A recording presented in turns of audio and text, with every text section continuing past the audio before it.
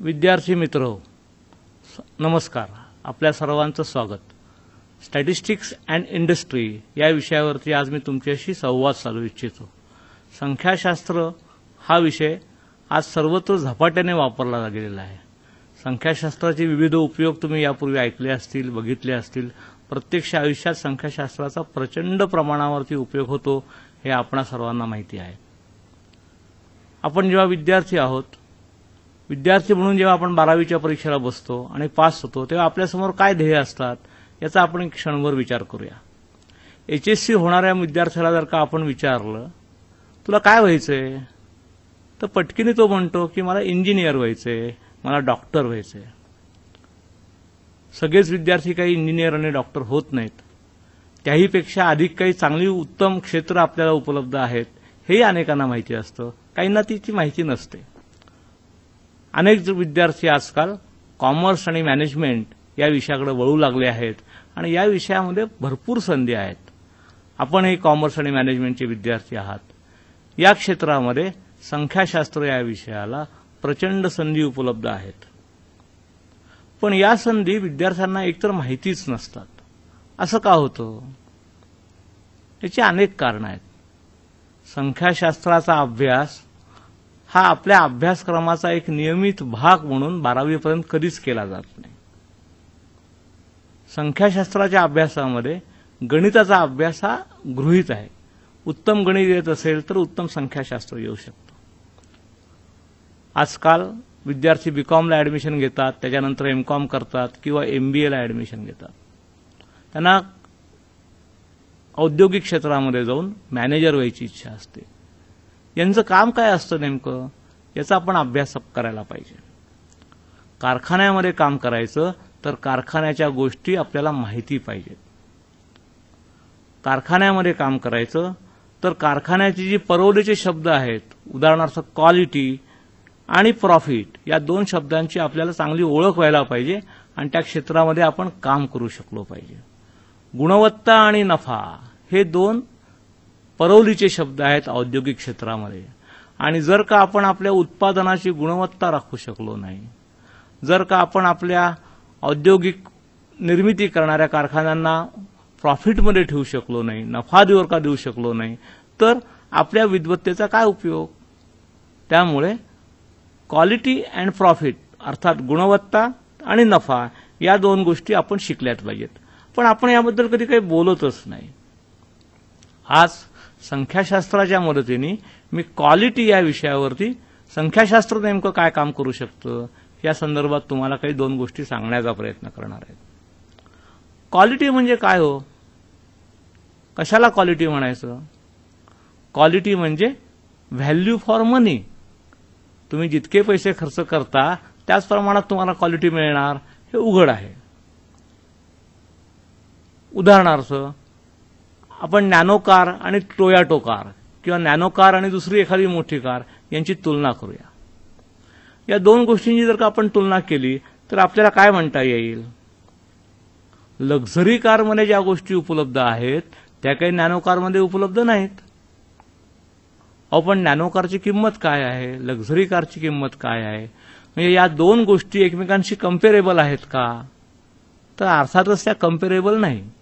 जी गोष्ट 2 लाख रुपयामध्ये उपलब्ध होते आणि तशाच दुसऱ्या लक्झरी कारला जर का आपल्याला 7 लाख 8 लाख रुपये द्यावे लागतात, तर अशा दोन गोष्टींची तुलना करणं तरी योग्य आहे का या संदर्भात आपण आपला विचार करायला हवा. थोडक्यात क्वालिटी म्हणजे व्हॅल्यू फॉर मनी हा कन्सेप्ट जर का आपण मान्य केला तर आपण आपल्या क्वालिटी मिळवण्यासाठी किती पैशा प्रमाणात पैसे खर्च करायला तयार आहोत हा एक महत्त्वाचा भाग असू शकतो. दुसरं असं म्हणता येईल क्वालिटी म्हणजे फिटनेस फॉर यूज. ज्या गोष्टीसाठी आपण ती वस्तू वापरणार आहोत त्या गोष्टी आपल्याला व्यवस्थित पद्धतीने करता येतात का? याचं उत्तर जर का होय आलं तर त्या वस्तूला ती क्वालिटी आहे असं आपण म्हणू. उदाहरणार्थ आपल्याजवळ समजा टूथपेस्ट आपण वापरतो, आपण वॉशिंग पावडर वापरतो. या सगळ्या गोष्टीचा काय उपयोग असतो? जेव्हा आपण टूथपेस्ट वापरतो तेव्हा आपला हेतू काय असतो? रोज सकाळी उठल्यानंतर दात घासताना जी आपण टूथपेस्ट वापरू त्या टूथपेस्टमुळे आपले दात स्वच्छ व्हायला पाहिजेत एवढीच आपली अपेक्षा असते. हे दात स्वच्छ होत असताना दात अधिक खराब होणार नाहीत याची तरी निदान काळजी घेतली पाहिजे, हेही निश्चित. आणि दात यांची क्वालिटी उत्तम प्रकारे आपल्याला मिळालेली आहे. कोलगेट वापरल्यामुळे, क्लोजअप वापरल्यामुळे किंवा इतर कुठलेही दंतमंजन वापरल्यामुळे आपल्याला दातांची स्वच्छता मिळालेली आहे, शुभ्रता मिळालेली आहे, असं जर का आपल्याला वाटत असेल तर ती वस्तू त्या कामासाठी योग्य आहे, म्हणजे त्या वस्तूची क्वालिटी चांगली आहे असं आपल्याला म्हणता येईल. धुण्याचा साबण जेव्हा आपण वापरतो आणि आपण आपले कपडे स्वच्छ करतो, त्यामुळे जर का आपल्या कपड्याचं आयुष्य कमी व्हायला लागलं, आपल्या कपड्यामध्ये जी चकाकी असते, शुभ्रता असते, ती जर का उठावदारपणे दिसत नसेल तर मात्र आपण या धुण्याच्या साबणावरती शंका घेऊ लागतो. या जगामध्ये विविध प्रकारचे साबण उपलब्ध आहेत, धुण्याच्या पावडरही विविध प्रकारच्या आहेत. नावच घ्यायची झाली तर निरमा पावडर आहे, एरियल आहे, सर्फ आहे, एक्सेल आहे, अनेक प्रकारचे साबण आहेत. प्रत्येक वस्तू विकली जाते, पण प्रत्येक वस्तू, प्रत्येक पावडर ही तितक्याच ताकदीची आहे का? त्याच्यामुळे प्रत्येक वापरला गेलेला कपडा स्वच्छ होतो का? आणि स्वच्छ झालेला कपडा दीर्घकाळ पुन्हा वापरण्यासाठी उपलब्ध होतो का? या सर्वांचा आपल्याला अभ्यास करायला हवा. तुम्ही म्हणाल याच्यामध्ये स्टॅटिस्टिक्स कुठं आलं? हे मी आता तुम्हाला सांगतो. संख्याशास्त्राचा उपयोग करून क्वालिटी कशी मोजता येते हे आपल्याला बघायला हवं. आपल्या दैनंदिन जीवनामध्ये आपण एटीएम मशीनचा वापर करताना आपण बघतो. या एटीएम मशीनच्या क्वालिटीबद्दल आपण काही बोलू शकतो का? आपण जर का एटीएम मशीनमधून 5,000 रुपये जर का काढणार असू तर बरोबर 5,000 रुपयेच बाहेर यायला पाहिजेत. हे काम पटापट आणि वेगाने व्हायला पाहिजे. थोडक्यात या मशीनची रिलायबिलिटी उत्तम असायला पाहिजे, त्याची ड्युरेबिलिटी उत्तम असायला पाहिजे आणि त्याची सर्व्हिस देण्याची क्षमताही उत्तम असायला पाहिजे. थोडक्यात क्वालिटी या शब्दाचे विविध अंग आहे. गुणवत्ता जेव्हा आपण म्हणतो तेव्हा ही गुणवत्ता विविध प्रकाराने मोजता येऊ शकते आणि हे मोजण्याचं कौशल्य आपल्याला दाखवता यायला पाहिजे. औद्योगिक जगतामध्ये क्वालिटी या शब्दाला प्रचंड महत्व आहे. मग प्रश्न असा उपलब्ध येतो, कॅन वी मेजर क्वालिटी? आपण गुणवत्तेचं मोजमाप करू शकतो का?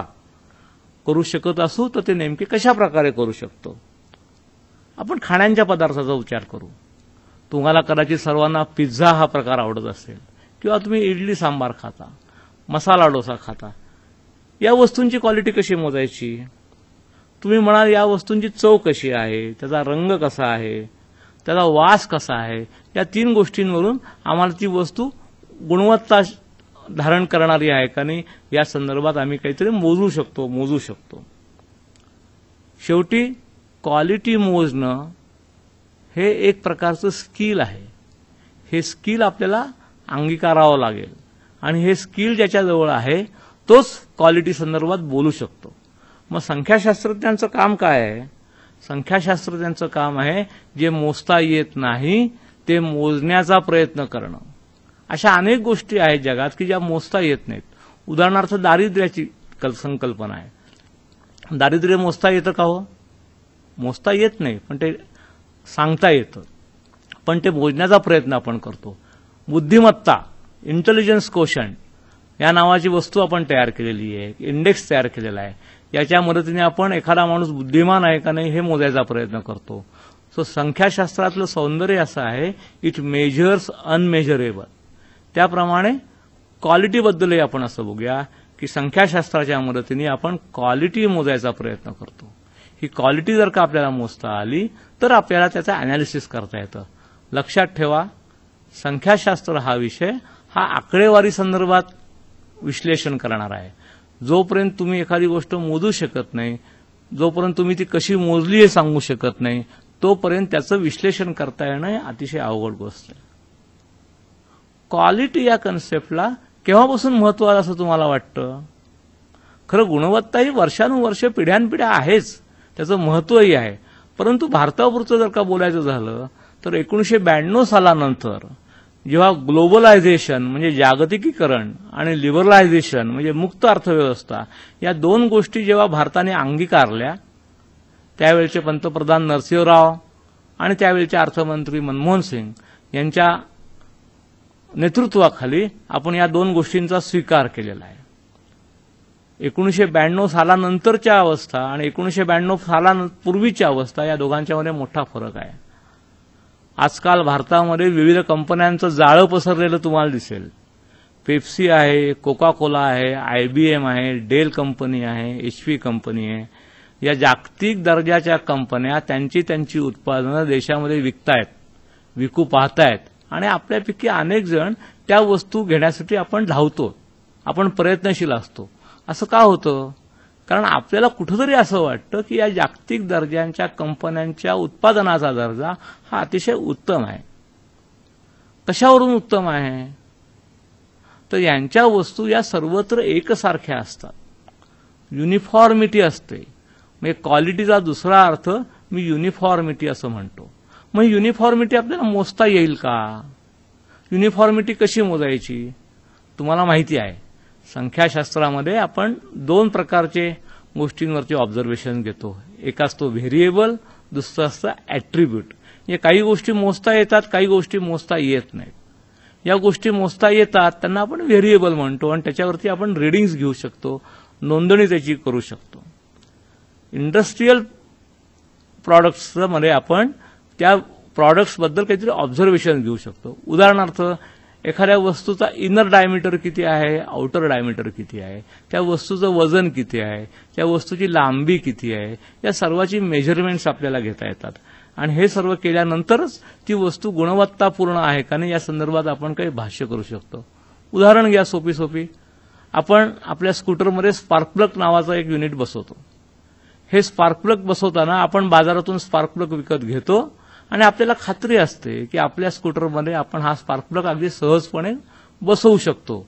असं होत नाही की बाजारातून 10-15 स्पार्क प्लग विकत आणा, त्यातला एखादा तुमच्या स्कूटरमध्ये बसेल. असं जर का व्हायला लागलं तर स्पार्क प्लग बनवणाऱ्या कंपनीमध्ये गुणवत्ता नाही असं म्हणावं लागेल.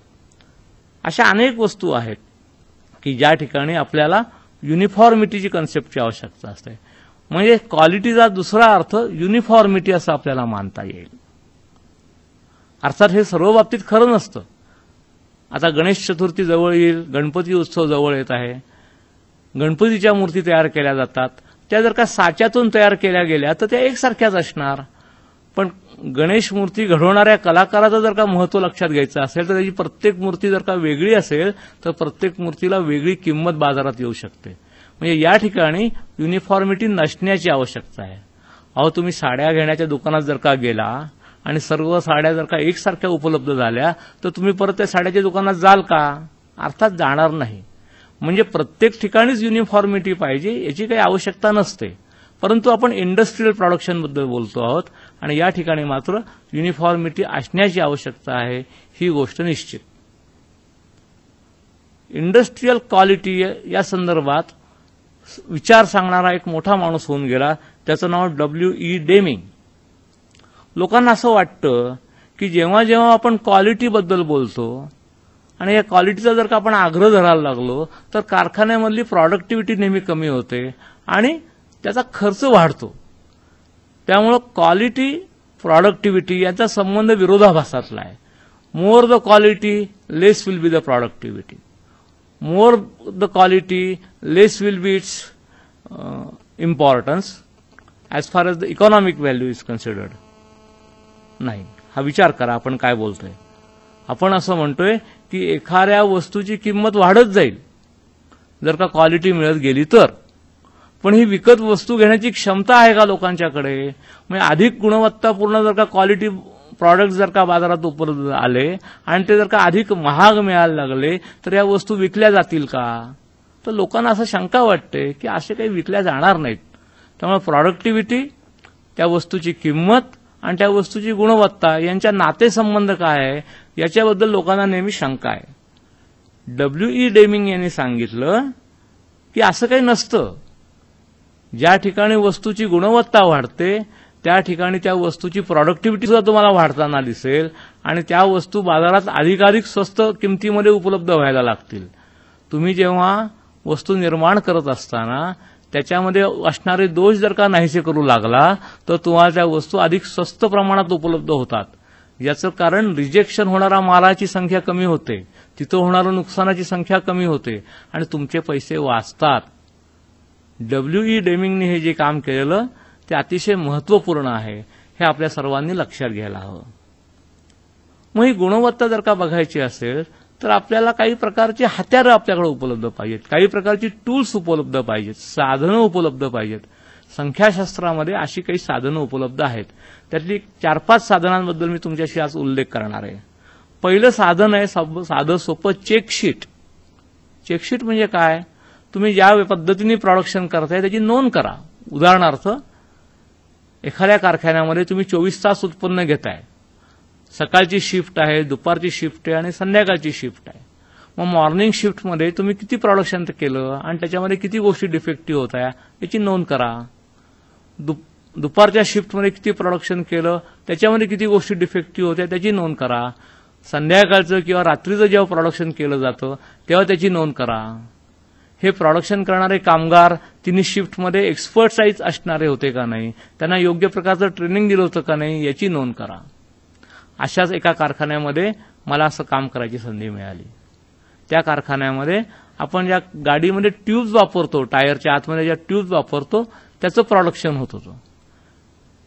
हे ट्यूबचं प्रोडक्शन सकाळी किती होतं, दुपारी किती होतं आणि संध्याकाळी किती होतं, आणि असं सोमवारी किती होतं, मंगळवारी किती होतं, बुधवारी किती होतं, गुरुवारी किती होतं, शुक्रवारी किती होतं आणि शनिवारी किती होतं याची आम्ही नोंद केली. आणि मला असं आश्चर्य वाटलं, अहो मॉर्निंग शिफ्टमध्ये नेहमी डिफेक्टिव्ह मटेरियल कमी प्रमाणात तयार होताना दिसलं. त्या तुलनेमध्ये दुपारच्या शिफ्टमध्ये अधिक मटेरियल डिफेक्टिव्ह होत होतं आणि रात्रीच्या शिफ्टमध्ये मात्र सर्वात जास्त डिफेक्टिव्ह ट्यूब्स तयार होत होत्या. आणि हे डिफेक्टिव्हचं प्रमाण शनिवार रविवार मात्र प्रचंड वाढलेलं असायचं. मग ती मॉर्निंग शिफ्ट असू देत, संध्याकाळची शिफ्ट असू देत किंवा रात्रीची शिफ्ट असू देत.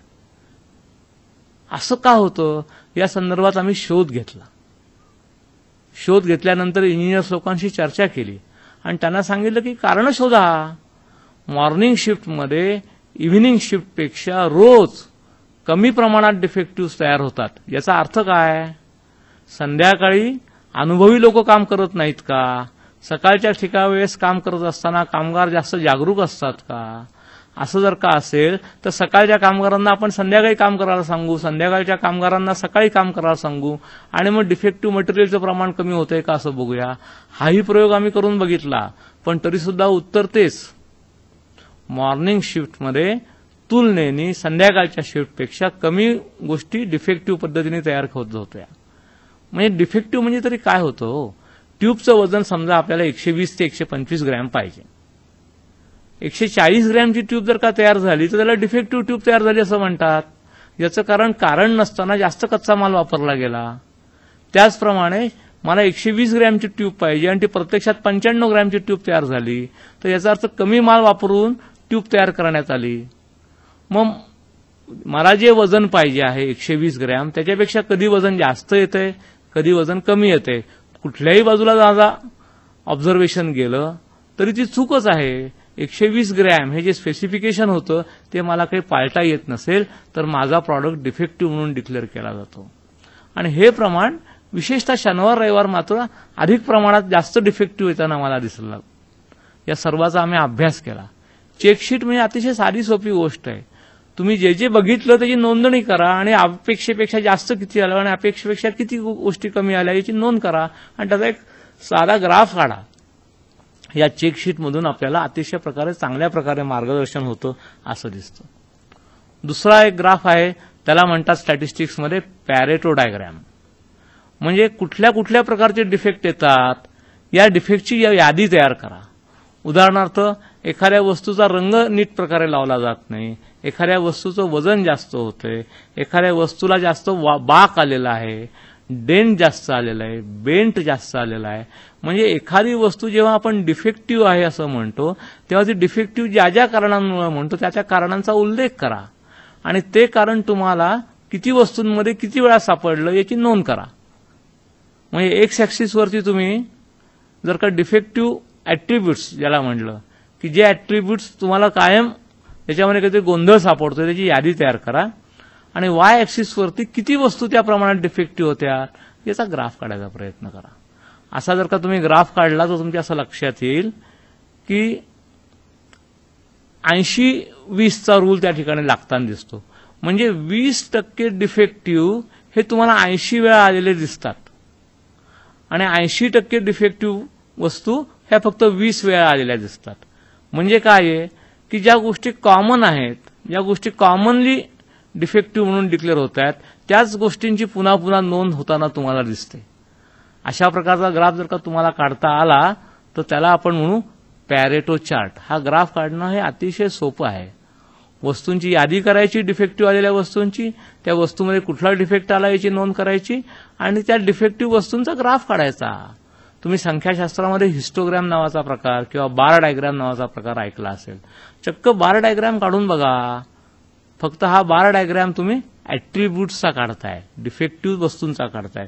ह्याच्यामुळे तुम्हाला अनेक गोष्टींची माहिती होईल.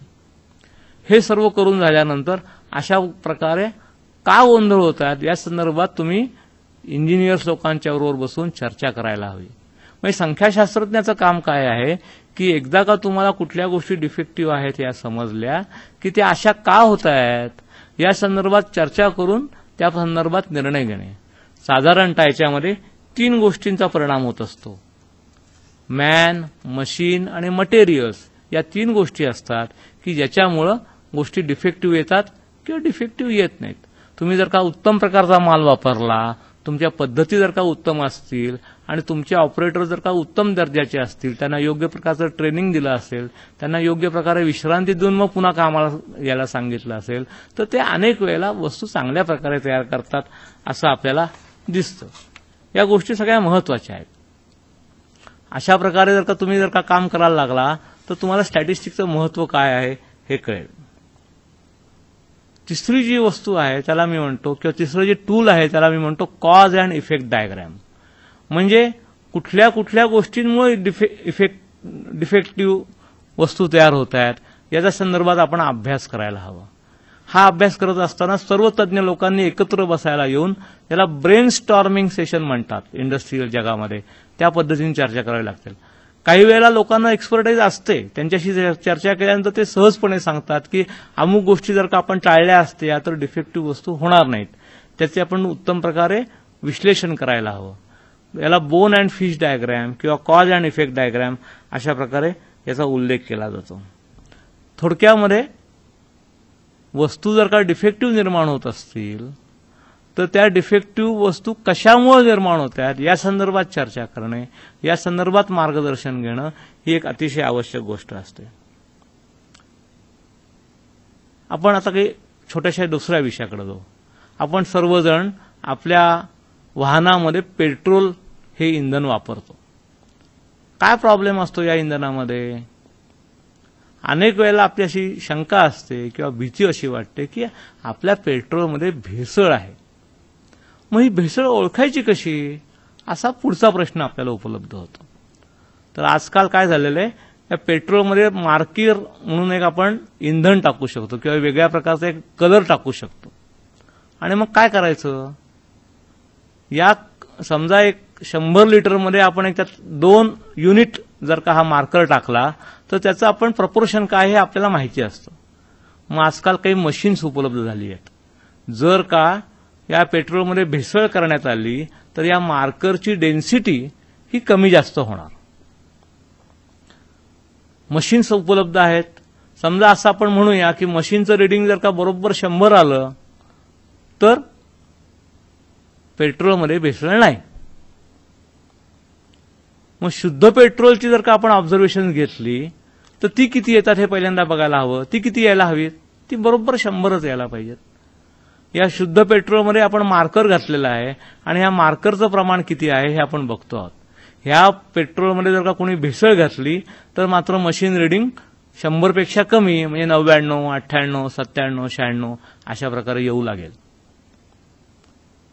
आम्ही हा प्रयोग केला.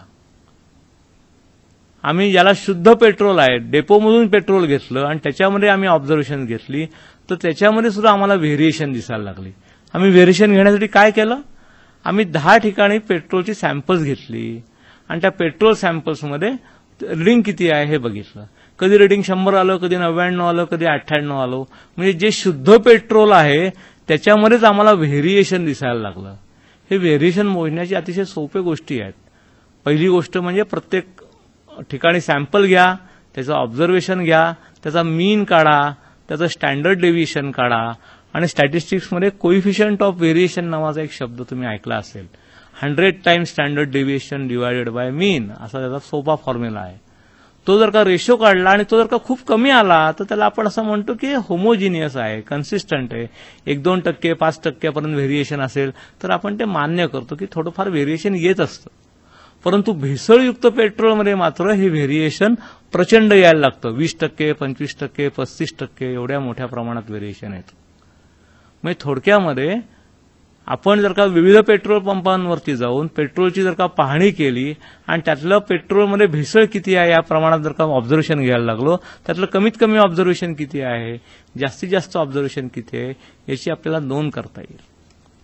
मग पुन्हा एकदा आपण एक ग्राफ काढायला पाहिजे. एक सेंटर लाईन आहे की ज्याच्यावरती मी 100 हा आकडा लिहिणार आहे. त्याच्या खाली जर का ऑब्झर्वेशन आलं तर मी त्याच्या खाली ते प्लॉट करणार आहे, वरती आलं तर त्याच्या मी वरती प्लॉट करणार आहे. त्याला एक लोअर लिमिट असणार आहे, एक अप्पर लिमिट असणार आहे.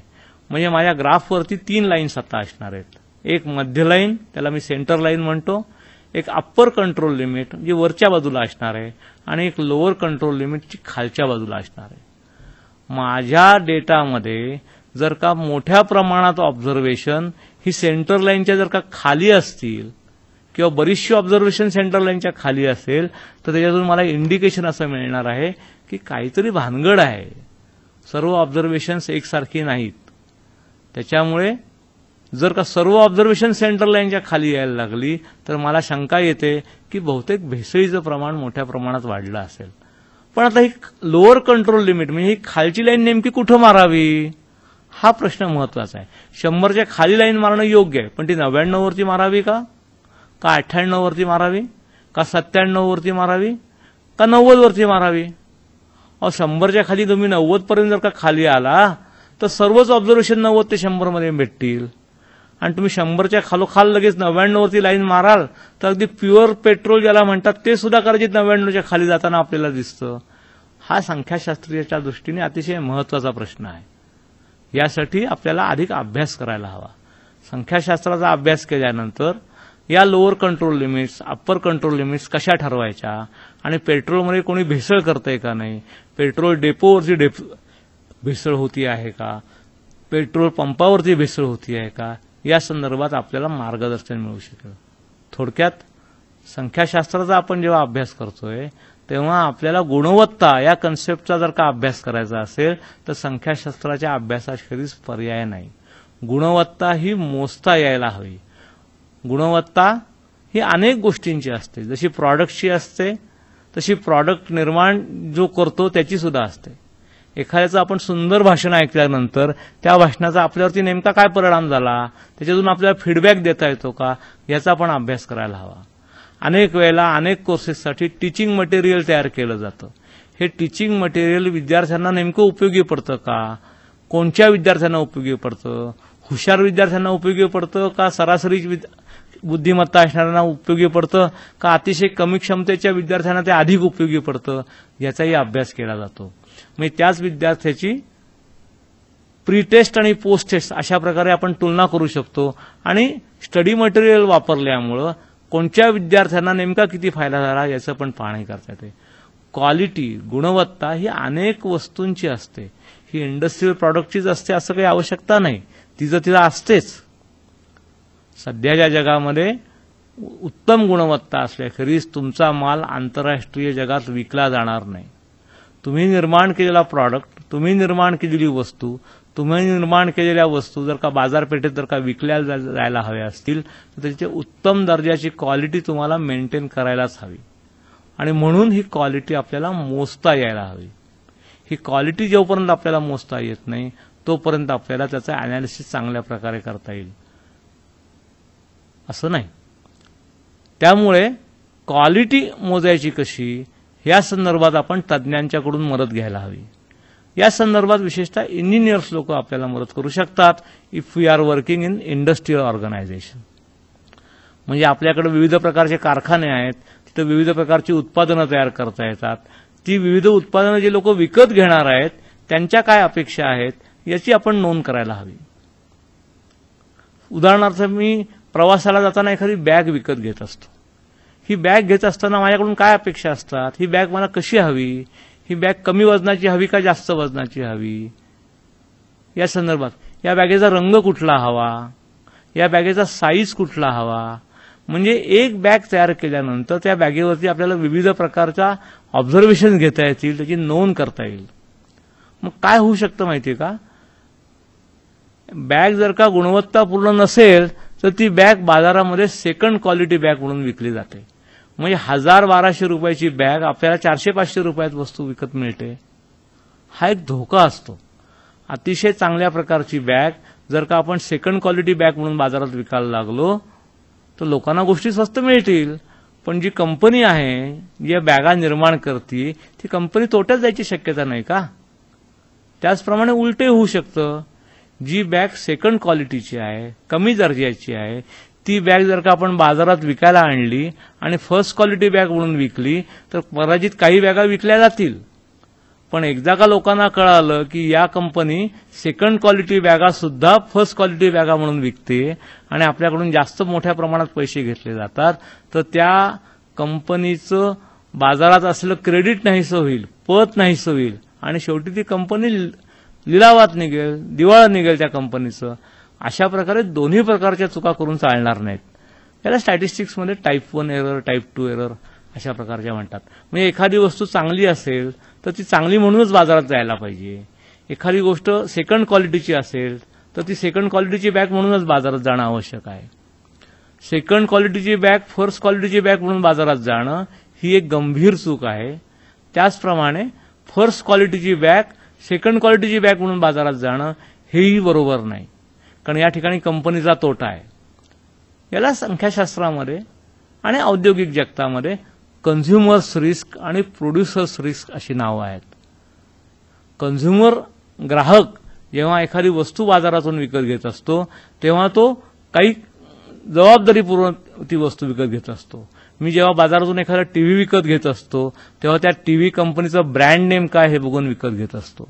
ती कंपनी कोणाची आहे, कोणी निर्माण केलेली आहे आणि त्या कंपनीचा माल जर का बाजारात आलेला आहे आणि तो मी विकत घेतला आणि तो खराब निघाला तर त्या कंपनीचं रेप्युटेशन धोक्यामध्ये येऊ शकतं.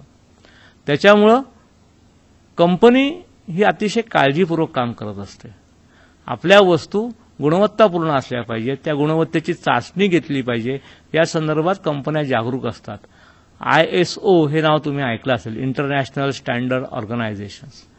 तुमच्या वस्तूंची गुणवत्ताची चाचणी जोपर्यंत केली जात नाही तोपर्यंत या वस्तू आंतरराष्ट्रीय जगात विकल्या जात नाहीत. आणि म्हणून या गुणवत्ता पूर्ण वस्तू आहेत का नाही याची नोंदणी व्हायला पाहिजे, याची ऑब्झर्वेशन घेतली पाहिजेत, याचं संख्याशास्त्रीयदृष्ट्या विश्लेषण व्हायला पाहिजे. संख्याशास्त्रातल्या अतिशय छोट्या छोट्या गोष्टी आहेत. आपण चेकशीट बघितलं, पॅरेटो शीट बघितलं, कॉज अँड इफेक्ट डायग्राम बघितलं, ज्याला बोन अँड फिश डायग्राम सुद्धा म्हणतात. अशा गोष्टींचा उपयोग केल्यानंतर आपल्याला आपल्या औद्योगिक कारखान्यात निर्माण केलेल्या वस्तूंची पारख करता येते आणि एकदा पारख केली गेली तरच त्या वस्तू आंतरराष्ट्रीय जगात टिकणाऱ्या असतात. संख्याशास्त्राचा जर का आपण उपयोग योग्य प्रकारे केला तर आणि तरच आपल्या वस्तू आंतरराष्ट्रीय बाजारपेठेत, जागतिक बाजारपेठेत टिकाव धरू शकणार आहेत. सध्याचा जमाना हा गुणवत्तेचा आहे, क्वालिटीचा आहे. तुमच्या वस्तू जर का गुणवत्तापूर्ण नसतील तर त्या बाजारात टिकाव धरू शकणार नाहीत. तुम्हाला कदाचित त्या लोकल मार्केटमध्येच विकाव्या लागतील. आणि म्हणून तुम्हाला जर का तुमचा माल जगाच्या बाजारपेठेत विकायचा असेल तर तुम्हाला त्यासाठी योग्य ते संख्याशास्त्राचं शिक्षण घेण्याची आज आवश्यकता निर्माण झालेली आहे. यासाठी आज औद्योगिक जगतात संख्याशास्त्र कशा प्रकारे उपयोगात आणलं जातं हे मी तुम्हाला आवर्जून सांगितलं.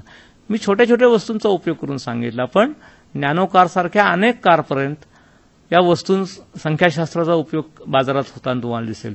टीव्ही आहे, ट्यूब्स आहेत, कॉम्प्युटर्स आहेत, वेगवेगळ्या प्रकारची खाद्यपेय आहेत. या सर्व वस्तूंची गुणवत्ता टिकवून धरण्याची आवश्यकता आहे. यासाठी संख्याशास्त्राचा उपयोग आपण आवर्जून करायला शिका.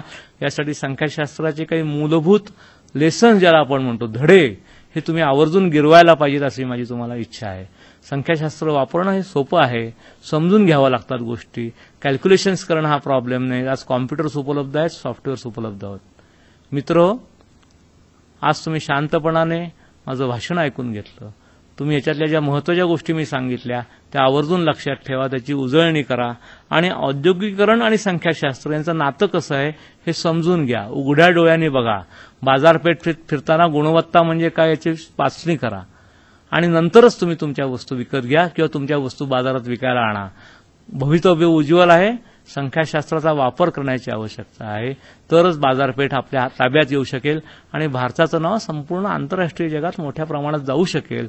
गुणवत्ता हा परवलीचा शब्द मात्र विसरता कामा नये. धन्यवाद.